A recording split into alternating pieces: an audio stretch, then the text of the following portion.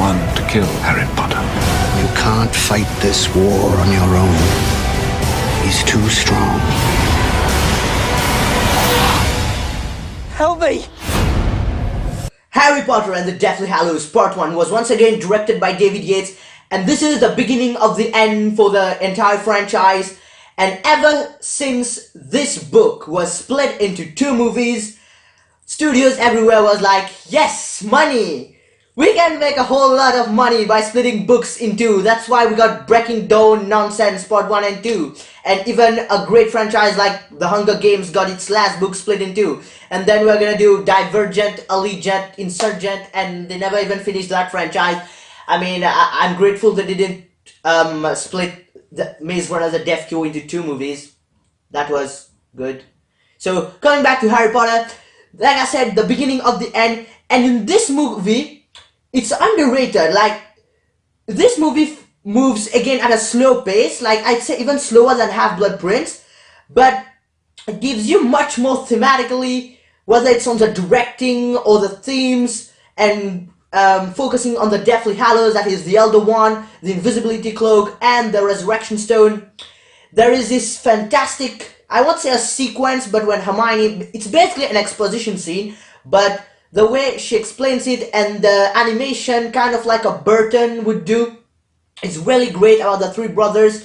And the slow pace doesn't take you at all out of the movie. The fact that you've got Half-Blood Prince just before this one makes you care about the characters, and when Ron starts to be like corrupted by the Horcrux, kind of like Lord of the Rings, you start to like, don't separate, guys.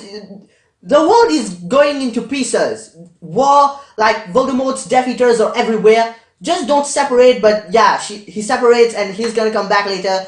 And when he comes back, it's like the writers were like, where's Ron? Like, yeah, here's Ron. He, don't know where he went. Just write him back in the script somehow. I mean, in the book, again, I'm comparing, you understand it more. Because despite the fact that this book was split into 2 movies, they still left out on some stuff. Like, why? Wasn't that the very reason why you split this book into 2 movies? To not leave out any important stuff? I mean, all the important stuff are there in the movies, in the 2 movies. But there's still some little thing here and there that could have been left in, that would make everything, like, it flows great. But it would have been better, of course, if every fucking thing was in the movie.